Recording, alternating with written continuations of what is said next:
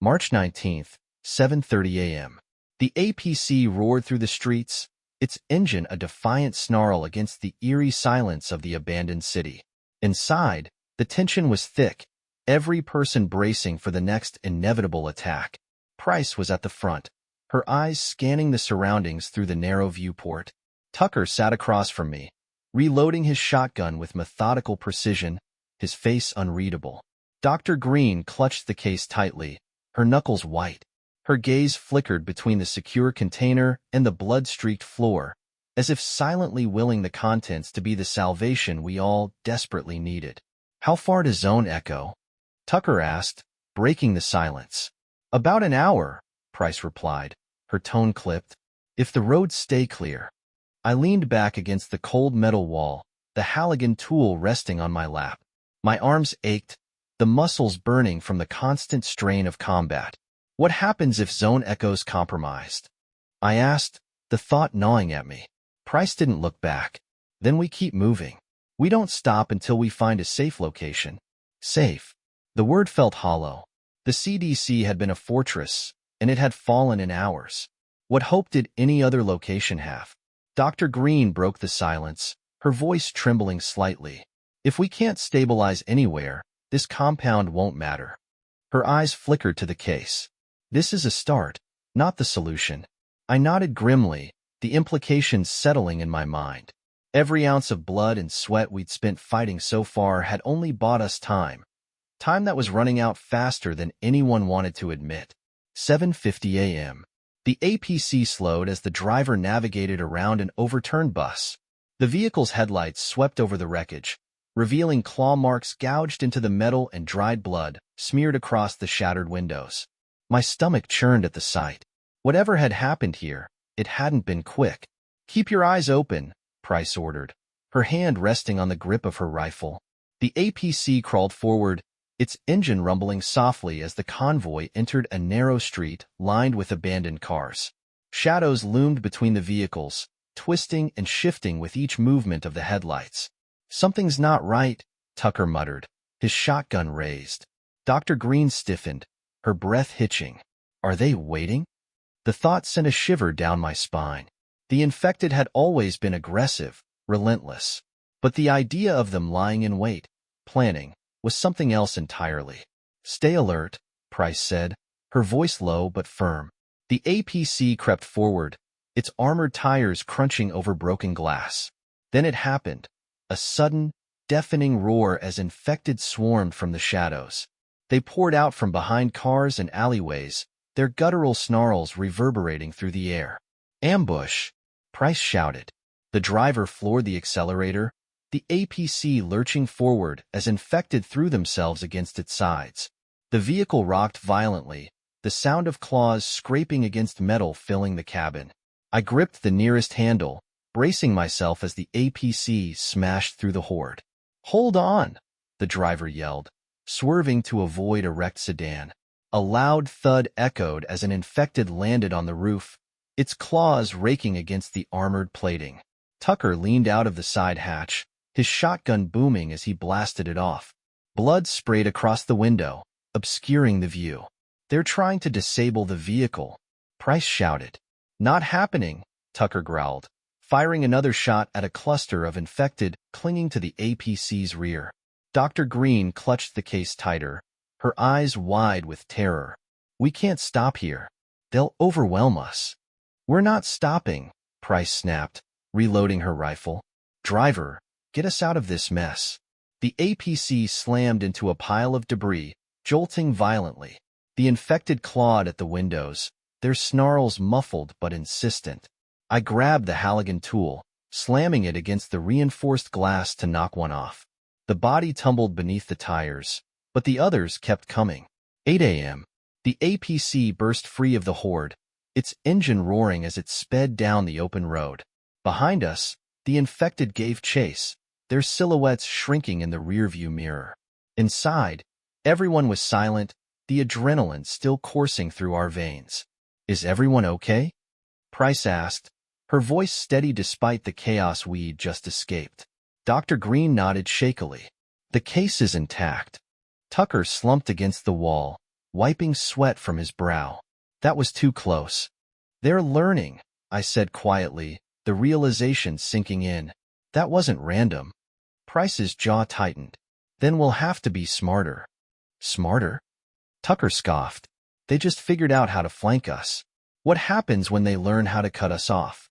The question lingered in the air, heavy and unspoken. I glanced at Dr. Green. She stared at the case in her lap, her expression blank but her knuckles white. We need a plan, she said finally. A real one. If they're evolving, we're not just running out of time. We're already behind. Zone Echo, Price said firmly. If we can't regroup there, we adapt. But we're not losing this convoy. It's not just about survival anymore, I added, the weight of the truth settling over me. If we don't act soon, there won't be anything left to save. The APC sped on, the distant snarls of the infected fading into the background. But their presence lingered in my mind, a constant reminder that the fight was far from over. In the growing quiet, every shadow became a threat, every sound a precursor to disaster. For the first time since this nightmare began, I didn't just feel outnumbered. I felt hunted. 8:10 a.m. The convoy approached a stretch of road flanked by dense woods on either side. The early morning light filtered through the trees, casting long shadows that seemed to twist and writhe like the infected themselves. Eyes sharp, Price warned. This is perfect ambush territory. The driver slowed the APC slightly, the engine's growl softening as we moved cautiously through the forest. I gripped the Halligan tool tightly, my knuckles white.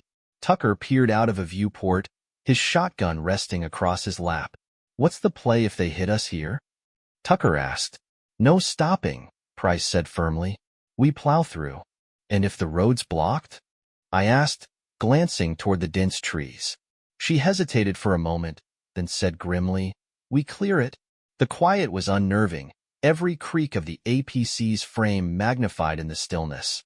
My heart pounded as I scanned the woods, expecting movement at any moment. The infected were cunning, and their ambush at the cars had proven they were capable of coordination. Suddenly, a sharp crack echoed through the trees. The APC lurched as something heavy slammed into its side. What was that? The driver shouted, struggling to keep control. Price leaned toward the viewport. Tucker, Ash, with me. Everyone else, hold position. The APC screeched to a halt, and the rear hatch opened with a groan. We stepped into the forest's shadowed embrace, weapons ready. The air was thick with tension, the faint rustle of leaves setting my nerves on edge. Stay close, Price ordered, her rifle raised. As we moved cautiously toward the source of the impact, a low growl rumbled from the trees. My grip tightened on the Halligan tool as I scanned the darkness, sweat dripping down my temple. They emerged slowly at first, their grotesque figures blending with the gnarled trunks. Dozens of infected, their eyes glinting with primal hunger. Behind them, something larger moved, the sound of snapping branches heralding its approach. Contact front, Price barked, dropping to one knee and firing the first shot. The forest exploded into chaos. The infected charged in a frenzied wave, their snarls echoing through the dense woods.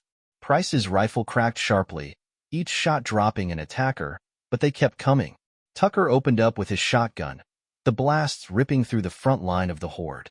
I swung the Halligan tool with every ounce of strength I had, each strike accompanied by the wet crunch of bone. Fall back to the APC, Price yelled, her voice barely audible over the din of battle. We moved as a unit, retreating step by step. The ground beneath us was uneven, tangled with roots that seemed determined to trip us. Dr. Green stumbled, clutching the case desperately, and I grabbed her arm to steady her. Don't stop, I shouted, swinging the Halligan at an infected that lunged toward her. The creature collapsed, its face a shattered ruin, but another quickly took its place. Behind us, the larger figure loomed closer. It was massive, its bloated form barely human. Its eyes glowed faintly in the dim light, and its guttural growl sent a chill down my spine. Tucker, suppress that thing, Price ordered, pointing toward the giant infected. Tucker fired a slug into its chest. The impact staggered the creature, but it didn't fall. Instead, it roared, a deafening sound that made the trees tremble. It charged, plowing through its smaller counterparts as though they were nothing. "Get inside," Price yelled as the APC came back into view. The driver had turned the vehicle to face us, its headlights illuminating the chaos. Dr. Green was the first to climb in, her hands trembling as she secured the case inside. Tucker and I covered the rear, firing into the swarm as Price shoved us toward the hatch. "Move," she snapped, climbing in after us. The door slammed shut, and the driver gunned the engine. The APC roared to life, its massive tires crushing anything in its path as it barreled through the woods. Inside, we collapsed against the walls, our breaths coming in ragged gasps. The infected pounded on the sides, their screams fading as we picked up speed. "That thing," I started, my voice hoarse. "It's not over yet," Price interrupted, reloading her rifle. "Prepare for more." March 19th, 8:45 a.m. The APC hurtled down the battered road, the forest slowly giving way to open fields dotted with abandoned farmhouses. Inside, the atmosphere was tense and subdued, everyone catching their breath from the chaos in the woods. Tucker leaned back against the wall, his face pale but determined, his shotgun resting on his lap. Dr. Green sat in a corner, her knees drawn to her chest, clutching the secure case like a lifeline. Price wiped the sweat from her brow and broke the silence.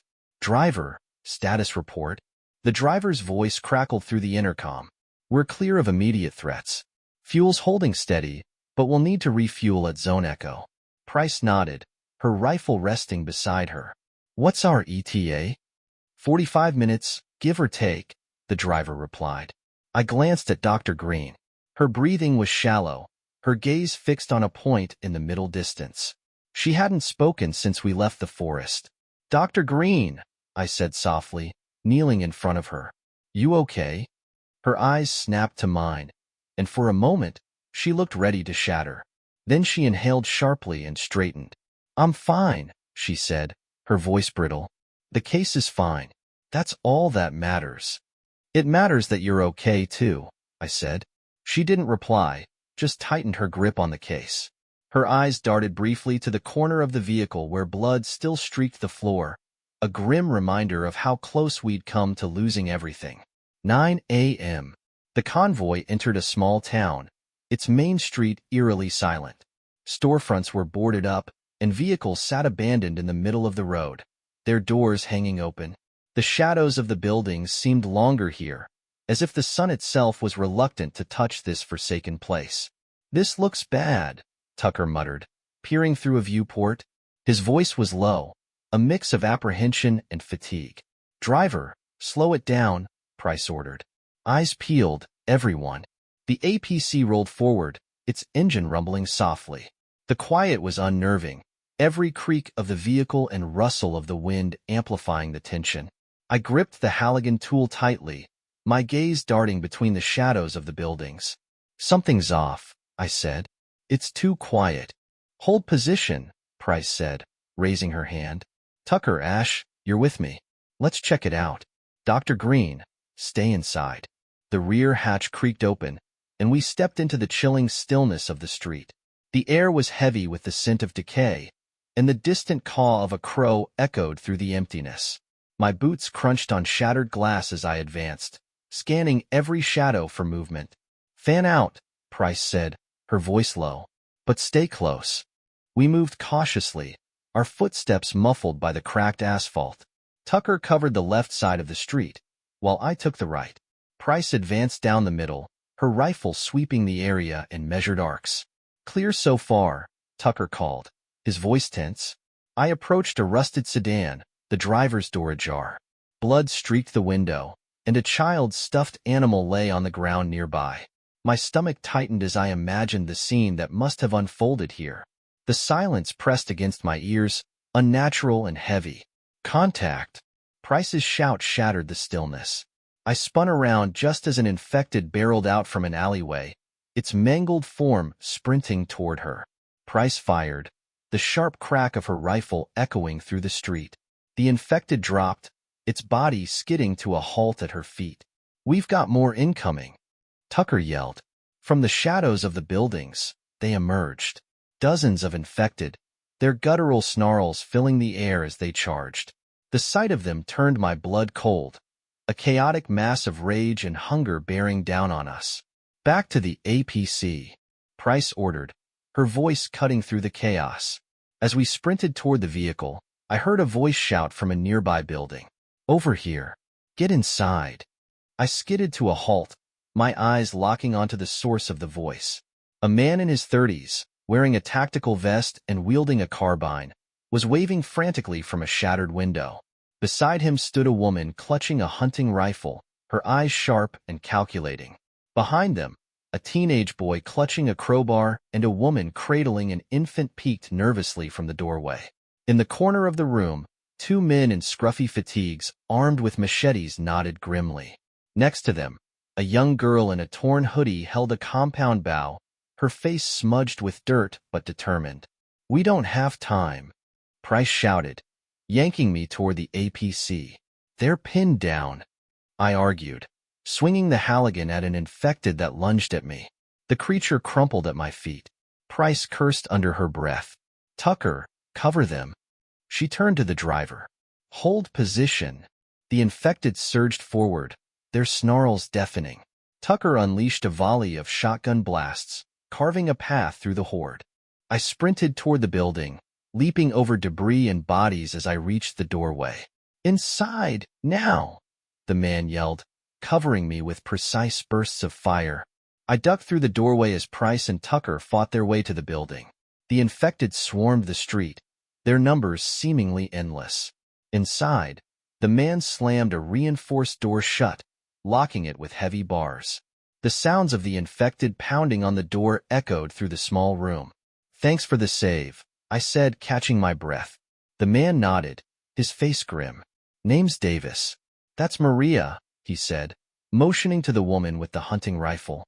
"The kid is Liam, and that's my wife, Claire, and our baby girl, Ellie. The two over there are Reed and Alex. They joined us last week. And this," he added, motioning to the girl with the bow, "is Zoe. Picked her up a few days ago. She's got a hell of a name." Maria stepped forward, her expression hard. "If you've got a way out, we're coming with you." "Get ready to move," Price ordered, reloading her rifle. "This place won't hold." Davis slung his carbine over his shoulder. "There's a service alley out back. It'll lead us to your vehicle." I nodded, gripping the Halligan tightly. "Let's move." The group pushed through the back door into the narrow alley, the pounding of the infected fading slightly as we maneuvered through the maze of debris. The APC loomed ahead, its engine still rumbling. The driver fired the mounted gun, thinning the horde as we approached. "Go, go, go!" Price shouted, covering our retreat. Maria and Davis scrambled into the APC, followed by Tucker and me. Liam helped Claire and the baby climb in before diving in himself. Reed and Alex brought up the rear, slamming the hatch shut behind them.